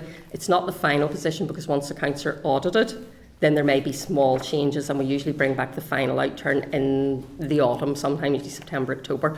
But the changes between provisional and final are very small. Similarly, you'd expect any changes coming out between now and provisional outturn to be small, unless a department has something it wasn't expecting coming in from one of their ALBs, for example. Okay. So that, but basically, but if it's a substantive new, if if there's a department has a kind of, well, actually we could use 5 million quid for, and it'd have to be Ardell, it couldn't be switched to capital, it would have to be Ardell. We could use an extra 5 million quid here for something. It has to be basically in the next 72 hours type thing. It would depend on that department. We have spoke to all departments, and the only one who has indicated that they could spend any money is DFI, and I think from memory, I think it's sort of they need to know this week. Okay. So I basically think we're probably closing the books on that, unfortunately. Okay. So that now probably expect. I'm going to ask, should we be expecting a budget in the next few days? Well, obviously that's not up to me. Go on, Joanne. Go on. But what I would say is it's sort of around the budget process, so you'll know. And much has been made of that we don't have a budget in place for the start of the financial year. It would be normal, but the executive has agreed it's right and proper that each minister has time to properly consider their department's financial position. So the executive agreed a short delay until the end of April and has agreed the need for a balanced budget. The finance minister brought a paper to the executive for discussion last week, setting out the scale of the pressures and the funding that is available. And the finance minister is now ready to bring a paper to the executive at the first opportunity. And probably, although you haven't asked, this may be a good time to come into the level of pressures, because I've said there, it was brought to the executive for discussion last week. The demands on our budget, as you will imagine, far outstrip the funding we have available many times over. In fact, on the day-to-day funding in the resource DEL, we currently have three times as many demands as we have funding. After we provide for earmarked funding, there's 1 billion of resource DEL available for allocation to general pressures, and departments have submitted funding requirements of 3.2 billion. Position on the capital is equally challenging. Total departmental capital requirements come to over 1.5 times the funding we have available. So after accounting for earmarked funding, that means we have 1.8 billion of capital to allocate, and departments have identified capital requirements of 2.8 billion. So a challenging position all round. So I think it's right that the executive takes time to consider that properly. But that's there's, if I'm counting that right, in Ardell it's outstripping demand is outstripping supply by 2 billion, and in CDL, it's 1 billion, so 3 billion basically. Yeah. Okay, a difficult picture indeed. But so the answer is basically the finance minister is bringing a budget. You talked about a paper. Does that mean it's a budget? Will that be a paper with a budget annexed? Sorry, it's a paper with her recommendation. So there was a paper that she took last week to the executive to discuss on the overall position, and then she is ready to bring forward a paper. Okay, and is that would be this? There's an executive tomorrow. Then is the intention? Right, executive. The timing and agendas for executive meetings are outside my remit, so some I things don't outside know. your remit, Joanne. Okay, Yeah. we'll hopefully we'll find out whenever we find out. But we would obviously, we're in touch with the department, and we'll hopefully be letting know. Okay, just for clarity, now you alluded to it earlier. The department is the executive, in effect, is technically in breach of the law at the minute. Section 6 or clause 64 of the Northern Ireland Act. Yeah. Technically, yes, you're correct. Yeah. Correct. There is the requirement for substantial year, but Section 64 also would have precluded it in itself as bringing forward a budget before the start of the financial year, because there is also a clause in Section 64 of the Northern Ireland Act, which says that before laying a budget, the finance minister must lay a statement in the Assembly setting out the funding available to the executive as notified by the Secretary of State, and she must do that 14 days before laying a budget. The Secretary of State wrote to us on the 20th of March, so that in itself would have stopped us because we'd have been the 14 days. But also, as I'm sure you'll appreciate, with the executive just returning, it's very important that ministers come back and have time to properly consider the budget that they're being asked to agree. Is there any concern that the department the budget or allocations could be judicially reviewed on that basis, or that there could be a claim brought for that reason? That's not for me. I can't comment on the legal process. Anything is possible, but I would say it's a pragmatic and sensible approach. It's important that the executive fully considers a budget before it agrees it. There's, I would say, no point in rushing a budget through and setting a bad budget. It's more important that every minister is properly informed. Okay. So remind us, there is a consultation period then after that where the draft budget will be consulted upon, and is there a date then when we will have does the department know when it will be brought to the Assembly for a vote? I suppose that'll... Yeah, I don't have the exact timetable in front of me. Unfortunately, because of the late stage in the financial year when the executive returned, we won't have the normal draft budget, consultation, revised budget. What we will have is a budget that will be notified to the Assembly by, as soon as it's agreed by a written ministerial statement. Yeah. We will then produce a budget document, and then that will come for an Assembly debate and vote. Sorry, I should have the timetable with me, Right, but that's because fine. it came The from budget Forecast document. Outturn. But before summer recess, I would imagine it will come to the Assembly for a debate and vote on the budget itself, and then we'll bring a budget bill, which we'd hope to have the budget bill through before summer recess.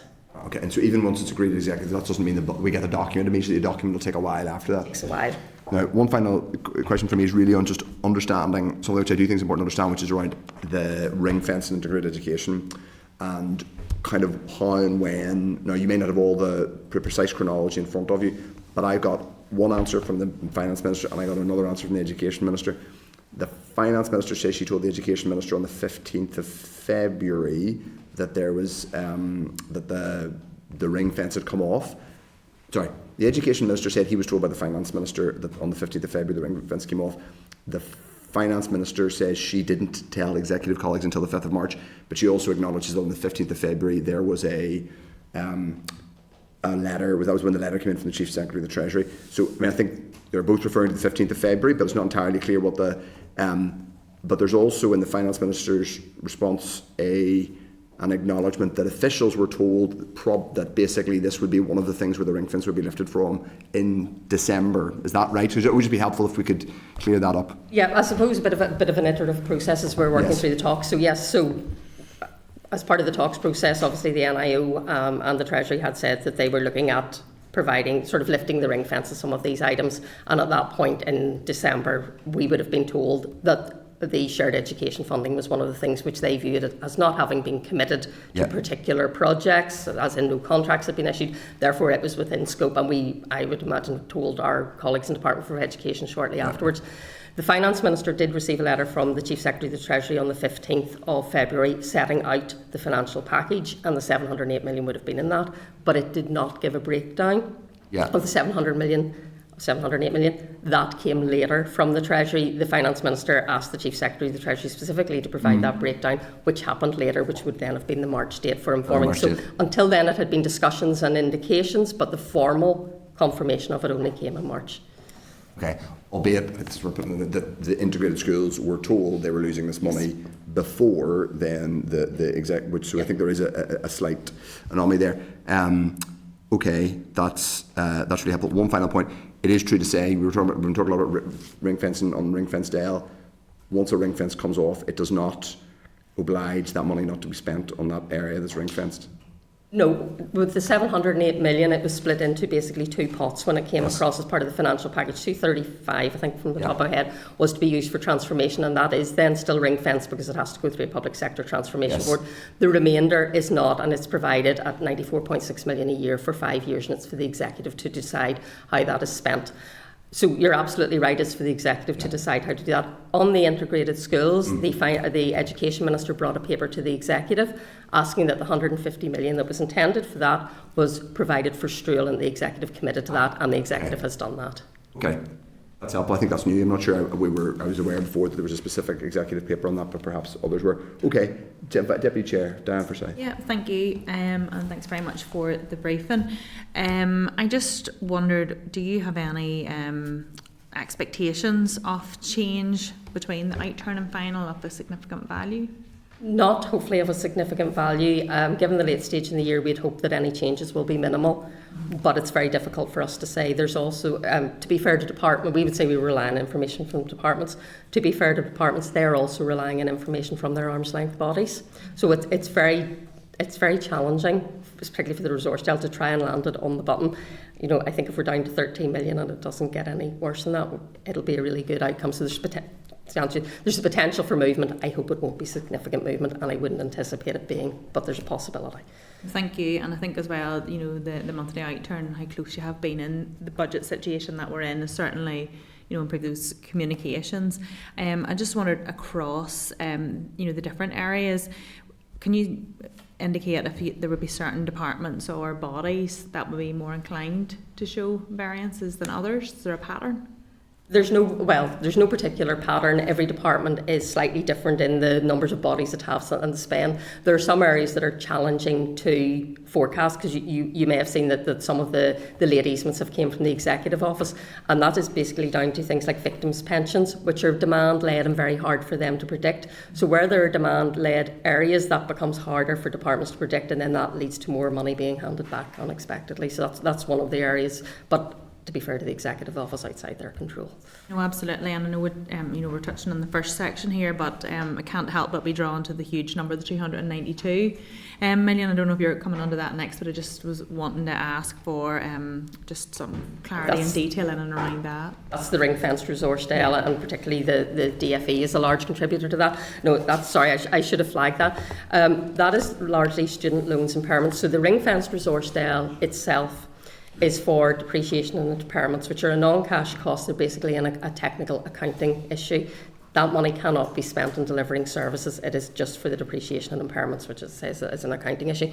Student loans is particularly strange in that the funding comes across from Treasury in a way that doesn't match the way our expenditure works. We get a Barnett share on what happened to the costs in England. And Chris is going to shout at me here and say it used to be a Barnett share on the entire amount. They've now changed it, that they've split it between it's a Barnett share for future forecasts, and it's the other bit is based on English forecasts. So it's Barnett on the future and English forecasts on the other one. That gives us far more money than we would ever spend on student loans, because the student loan system here is slightly different. For one thing, our fees are a lot lower, so our loans are lower. So every year, if you were to look back, there are huge, what look like underspends on student loans impairments, but they're not underspends as such. They are simply that the way we're funded doesn't match the way we need the money. So because that is a recurring pattern and is such a significant number, would you be building that into your kind of recurring forecasts as it sits there? Because you know it's jumping out at you as this huge number here, but it's not obviously a surprise to anyone then. So it's a very clear line that we know. It's a very clear line. It's not that we build it into our forecast. It's one of those where we don't worry about it as such, because it is that technical issue. So DFE get the money based on their own forecast. At the start of the year, they may hand money back, or it may sit with them, because it cannot be used for any other purpose other than student loans impairments. So it doesn't really make a difference whether it's sitting with DFE or it's sitting with us at the centre. The important thing is that we get more funding than we need and not less, because that means we don't have a pressure on that. So it's one where we look at it, and yes, it does jump out at people and it looks stark, but it's not an issue because of that. And I suppose it's one that we find challenging to explain, because it's so technical and it really is not money that can be spent on anything else. No, absolutely. Thank you very much. Okay, Steve Aiken. Just a quick one. Sorry, Joanne, well done. You've smoothed it all out and made it all sort of nearly add up, and the only extra bits are being snaffled up by the Department of Infrastructure. So very traditional and well done. No, just my observation is, obviously, there's been a lot of work that's done to smooth out the spikes to make sure that not a lot of money goes back, and that is very commendable, and you've done a lot of hard work to make sure that happens. But the issue, particularly with around the sort of the DFI, here we are yet again, where DFI are relying on what's the end of the year outcome to be able to do that as well. Is there percentage this year, and I'm desperately trying to rack my brains for what it was sort of the last time we did this process about 2 and a bit years ago, the percentage seems to be roughly the same. So some of the reforms that we were looking to put in to make it sort of more better approaches to expenditure and the rest of it haven't obviously taken place, because this looks very traditional to my sort of eyes. What proposals are we looking to do in the future? Because we're now in a situation where basically, you know, you've smoothed it out, well done. We're not going to give lots and lots of money back to the Treasury, well done. We're taking the surplus as we do to go and fill in potholes, and John O'Dowd would be very happy, and my constituents in sort of South Antrim would particularly like to get a bit more of it, and thank you for letting us know there's a bit more money to do that. But yet again, we're in a position where we're going through this traditional process where we said we weren't going to do this again and again, and yet again, here we are doing exactly that. So where are we? Yeah. Firstly, yes, that's an absolutely fair point. Just for clarity, and I should have said the DFI money is not actually going to potholes this time. It's going into reserves in Translink and DVA, which is actually very helpful because it reduces some of the pressures on those bodies next year. But you're right, we know traditionally do put it towards roads maintenance.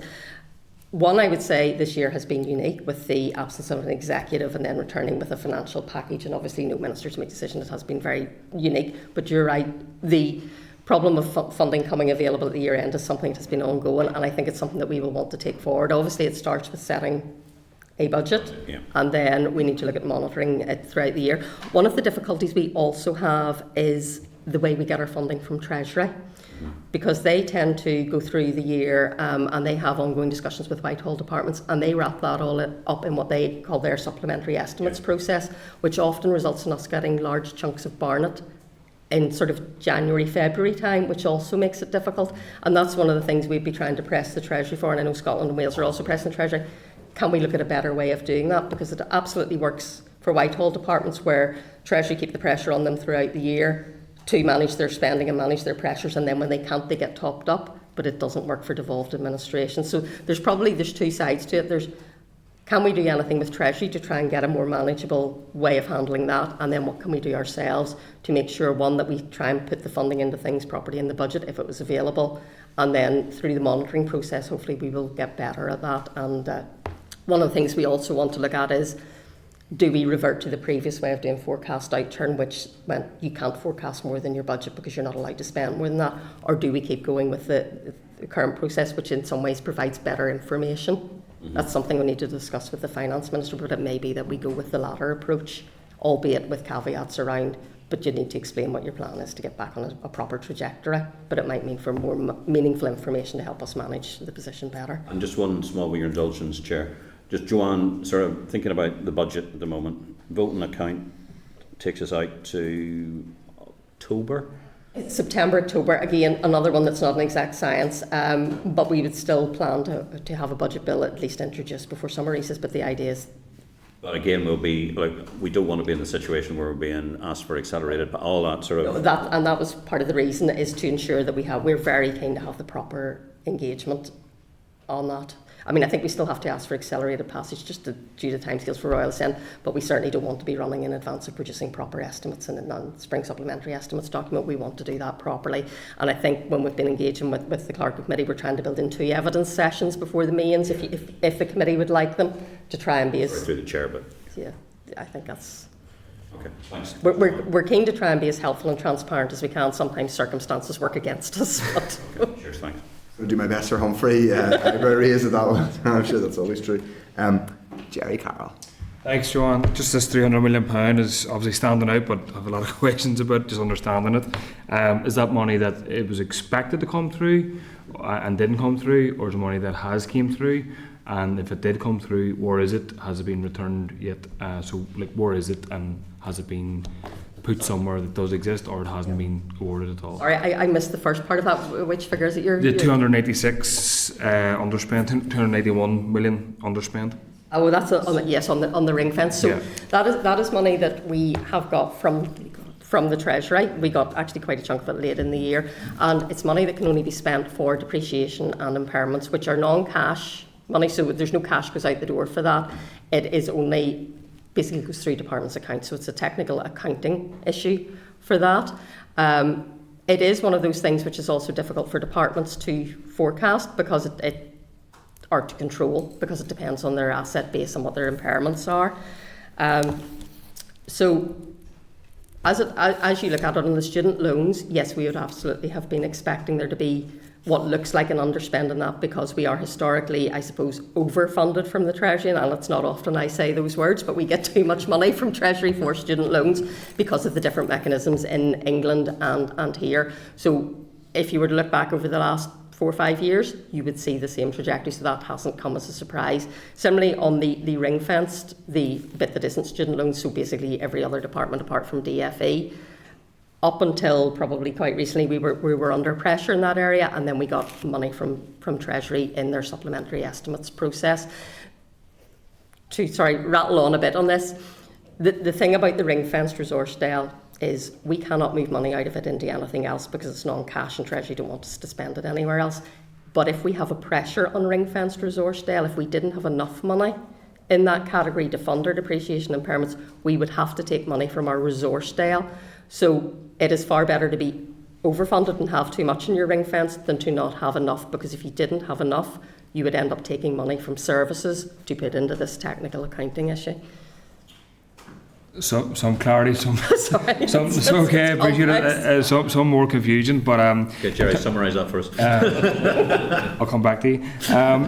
The point about the student loan aspect, so I can't remember if that's ring fence or ring fence, whatever that is. I mean, could that be used to pay back people who's paid student loans? I mean, declaring interest, somebody who did, but I mean, because it's specifically connected to student loans, but what is the specification in terms of what it has to be spent on, and where is that written down somewhere? Where is that sort of it's basically the impairment of the loan. So it's basically an estimate, and Chris will jump in if I'm wrong. It's basically an estimation of how much of the loans we think won't be paid back. So if you issue somebody with a loan of £100, but you think they're only going to pay back 50, you'd have an impairment of 50, and it's to cover that. So it's just to reflect the loans at their true value in the accounts. So it's all a very technical accounting issue, but it's not money that could be spent paying back people's loans, and it's not money that could be transferred to be spent on anything else. Suppose Treasury have said no, or well, it's Treasury set the rules, so yeah. Could they? What would happen if they were politely told otherwise? Right, that is completely outside our control. This is not. We would never get the cash for this money. We only ever get it in budget control totals. So the cash wouldn't flow for this. There's no cash behind it. Okay, and presumably, just two quick final points, that's been made, that decision, or is that part of the budget, or that 281 million? Yeah, there's no real decision to make on that. It's the way student loans are treated in DFE's accounts that drive the impairment. That comes from the accounting guidance and the budgeting guidance that is set by Treasury. The funding comes in from Treasury based on a share of what's happening in England. DFE calculate what the impairment is here based on our loan book, and the difference is the funding from England comes in excess of what we need when we calculate our impairment. There's no decisions really to be made on it. Mike, go back to you on some of that stuff, Joanne, and just finally to the chair. How much did you say, sorry, is in the DFI reserves for Translink? Was it 12 million, Translink and DVA. Thank you. Okay.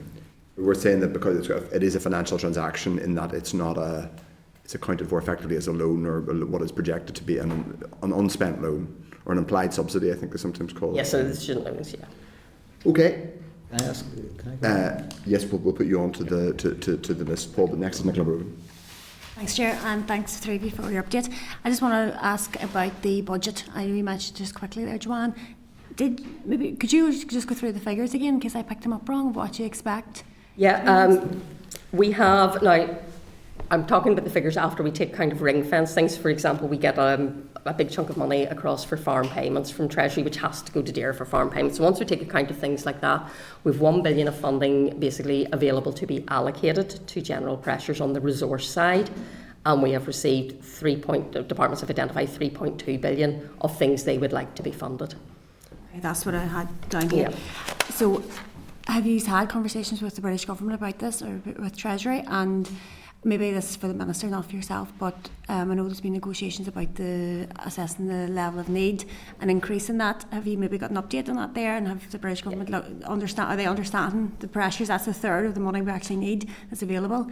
Have they come back on any of that, basically? There's probably a couple of aspects to that. Yes, we are in regular engagement with Treasury, and the Finance Minister herself has met with the CST quite a few times, and does continue to press that we need to be appropriately funded at need, and there are ongoing discussions on that, and as referred to in the financial package, a fiscal framework which includes that funding at need. The financial package had set a needs-based adjustment factor at 124. Neither the Finance Minister or the Executive accepts that 124 is the right level, and there needs to be further discussions.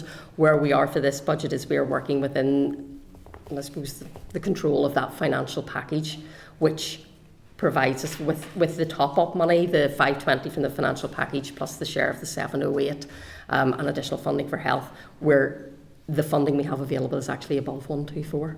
So I don't think there is much more money to come out of that this year, but it's very important that those discussions continue, because it's for future years that becomes vitally important, and the Finance Minister is having those discussions, and at official level we are having that engagement. Okay, thank you for that. Thanks, Chair. Okay, Philip, Brett.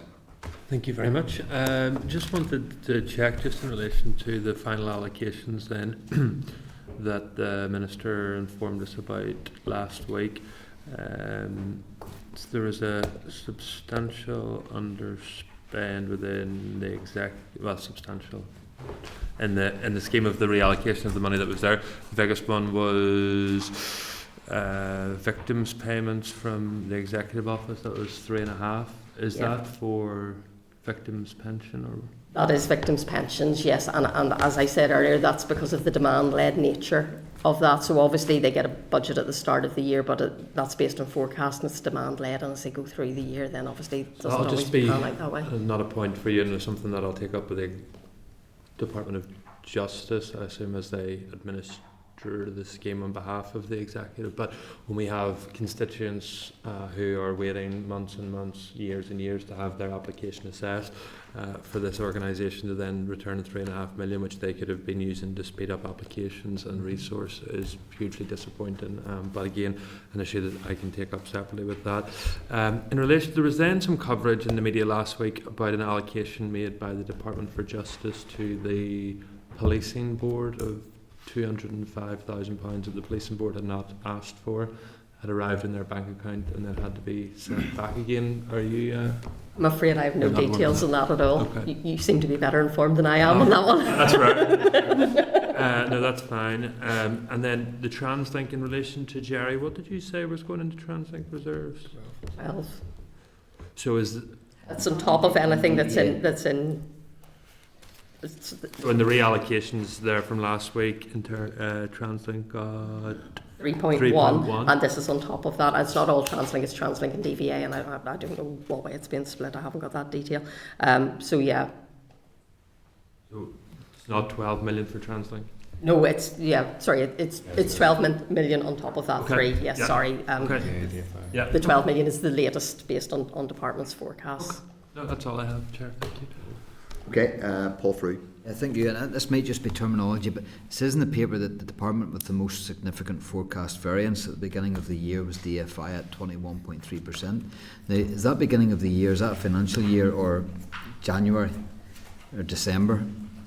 All right, so that was in their April return. So that was the first return that the department provided in Forecast Outturn, which would have been provided on the 6th of May. Looking at Chris to make sure I'm getting my numbers right. So start of the financial year. So how do you go to such a variance at the start of a financial year? Is it because they didn't get what they asked for, and that was going to be a variation in what they needed? At this point in the year, it would have reflected, for the April return, it would have reflected that the budget set by the Secretary of State, which bear in mind was only set on the 27th of April, and then this return came in very quickly after that. So at that point the department would have been forecasting a lot of pressures, which they then would have worked through by way of what decisions can we take, what can we do to bring that down throughout the year. One of the other things was at this point departments, and I can't say specifically at DFI was one of them, but most departments were in that year forecasting what they thought they were going to need for non-contractual pay awards, and in the next return we said, no, I'm sorry, and I'm actually looking down, I don't think DFI was overly affected by that. In May we stripped those out. So very much the April ones are very early, and it would have been following very quickly in the heels of the Secretary of State setting that budget, so departments probably hadn't a lot of time to work through the detail of what they thought their position was going to be. Okay, so it's as much to do with the forecast itself rather than the actual budget place or position? Bit of both. The budget didn't do what they would have liked it to do, and then they had to go away and think about it. And I will say that what you will tend to find is the forecasts at the start of the year are less accurate, obviously, than they are at the end of the year, because you've no actual outturn to base it on. So, and Department of Infrastructure is probably one of those departments where money can move through monitoring rounds and forecasting, because quite simply a lot of their stuff will be shovel ready or could be got up to speed quicker than most other departments. So yeah, okay, thank you. Okay, Owen Tennyson. Thank you, Chair. And actually, to concur with Steve, I mean, I think credit where it's due in terms of a financial package being confirmed about 6 months out from year end, and overspends to have been kept to, or underspends to have been kept to such a minimum. I think, you know, in fairness, it's not an easy task, and it's important that we as a committee recognise that. Just in terms of the financial transactions capital deal, there's also quite a significant underspend in TEO, but I note that for the Secretary of State's budget at the beginning of the year, there was no FTC allocation for TEO. I was just wondering what that is and what that relates to. TEO tend to, and Chris will say more than I, but TEO tend to actually act as a conduit for financial transactions loans going out for other departments which don't have the varies to do those themselves. The year end, so they would have got an allocation in the year when they asked for the money, and the Secretary of State has either agreed that or the Executive agreed it. The underspend at the end of the year, we understand, is due to a reduction in the estimate of capitalised loan interest. So again, an accounting treatment where they have to capitalise the interest on those loans, and it was forecast at one level and they were provided with funding for that, and then it has those forecasts have reduced, the estimate is reduced, and that's why they came in with the underspend. Okay, that's helpful, thank you. And then just one question around sort of looking forward to budget for this year. Do we expect the 24% uplift to be applied in this budget? Is that our assumption, and have we had that confirmed from Treasury at this stage?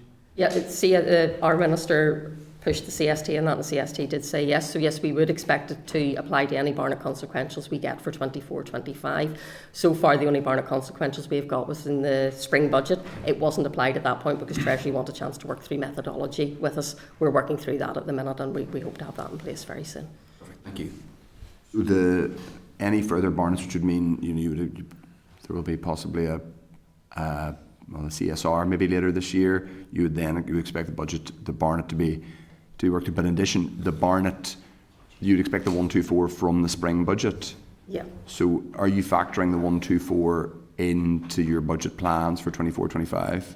We can only based on but the Barnet, presumably you haven't counted you haven't got the additional 24. Yeah. No, we haven't, because our budget needs, because of the requirements of Section 64 of the Northern Ireland Act. The budget must agree with the funding set out in the Secretary of State's letter, and the Secretary of State's letter did not include that. There are other things not in the Secretary of State's letter which we anticipate getting. For example, there will be further funding to come for Fresh Start funding that for those. That will all come later in the year, and we'll factor that in hopefully in the June monitoring. But we can't put it into the budget because it wasn't in the Secretary of State's letter. Have you a sense of what that will be? What the quantum would be? Like, you're talking about tens of millions? The spring budget should only be around 24 million additional, because it was roughly 100 million, I think, from memory of thing. The future Barnet, we don't know yet. We are anticipating that we will get Barnet both at Westminster main estimates, which should be coming up quite soon. We expect there will be some Barnet at that, and then there will be Barnet at supplementary estimates later in the year, but we've no idea of the quantum at this point. But there should be some in-year money coming our way. Just don't know how much yet. Okay, but you can't put that in the draft budget document because it's not signed off. Okay, it's not signed off. Yeah. So that will have to be then allocated in wandering rounds. Yeah. Okay. Are there any other outstanding, Deirdre? Just to confirm, Joanne, so the budget and the associated executive paper is ready. Yes. For an executive meeting, whether that's tomorrow or next Thursday. Yeah, Minister is ready to bring those proposals to the executive. Okay, thank you. Okay, thanks very much. If there are no further questions from colleagues, then thank you very much to Joanne, Marianne and Chris. We have a Hansard note taker who has had a very short shift, but it works very hard the rest of the time. So. Okay, thank you very much. Thank you very much. Thank you very much. There you go. I know my true vocation in life is holding the door open for you, Joanne. And I appreciate it. Okay, thank you very much. Thanks, Nick. We have all those provisional time scales, so we'll be doing that. Yeah, indeed. Okay. So, members, item 10 is if the door to close. Item 10 is correspondence, and if you go to page 227 of your packets, the correspondence, and then at page 228 there is a copy of a WMS from the Economy Minister relating to the further education lecturers' pay dispute and the current offer that is being made to trade unions. So that's really to note. The next item of correspondence is on the PAC inquiry on major capital projects, the follow-up report at page 230 of the pack. You will find the relevant correspondence. The Public Accounts Committee has agreed to hold an inquiry into the NI Audit Office report on major capital works. Any evidence session with an evidence session with the department, I presume that's the Department of Finance, will take place in the autumn. Given PAC's primacy over NI Audit Office reports, there is no role for this committee to play until the PAC has disposed of this matter. I presume that means done their work on it rather than anything more sinister.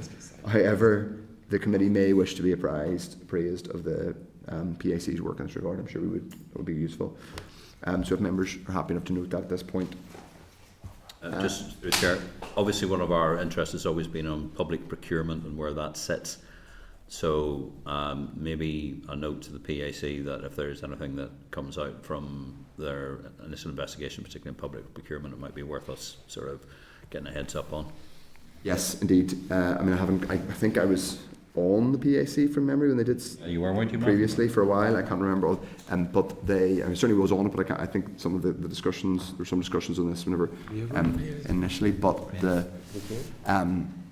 one, I suppose there are a couple of areas where we'll want to keep an eye on it, obviously because it completely links in with the work of the finance department, including on things like financial transactions capital, which is underused and. Okay, so we will keep the rest of that one, but ultimately it's for the other committee to do. Item 11 is the draft forward work programme, which is obviously some space is being held to accommodate the fact that we may have a draft budget in the next few days to discuss. Chair, essentially we are building time into every meeting going forward now, just in case we have a draft executive budget. So next week is officially the strategic planning session, but we have also carved out the potential for it being a committee meeting as well if the budget comes, and officials are aware and primed to come up pretty much any time we want them to. Joanne was referring to the post budget having been announced situation, so that's in terms of briefing on the main estimates and then starting to brief on budget number 2 bill. So we've got indicative dates for that as well, running from May through to June. The anticipation being that the bill would have been introduced prior to the summer recess, but not necessarily that it would complete all of its stages before summer recess. So that's where the bigger than normal vote on account comes in, because potentially you're talking then picking it up again in September, if that kind of makes more sense of why that was as big as it was.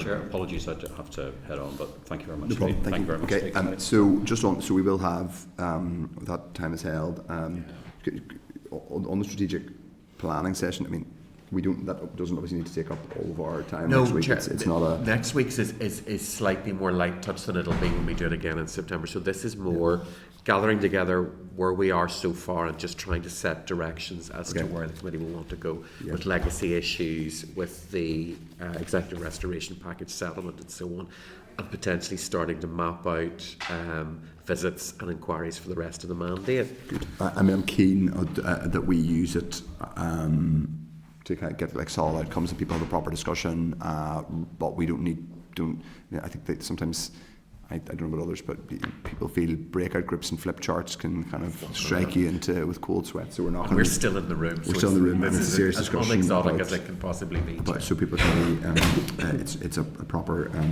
discussion in that regard, and obviously the time is held, and then you can see the rest of the forward work programme that's out there. But as always, it's a moving feast. If anybody has any comments on it. Okay, item 13 is date, time and place of next meeting, which will include the strategic planning session, which will be on Wednesday 24th of April at 2 p.m. in room 21 Parliament buildings. I think it's just worth saying, just as a note, should we be end up doing an evidence session on the budget? We might extend forward then into prior to 2 p.m. Yes, I also think because should we, for example, be doing something on the budget, there will be legitimate public media interest in us in whatever evidence we take. So it would probably make sense for us to prioritise in that regard the actual evidence session rather than, not that we shouldn't do the strategic planning session, but we might just have to tweak when it happens. And we'll obviously seek members' agreement and input before that happens. Be flexible. Yeah. Absolutely. Okay. Things totally flexible. Now, in that case, I've put the question, the committee now adjourn. Okay. See everyone next week. Thank you. Committee Room 21. Sound.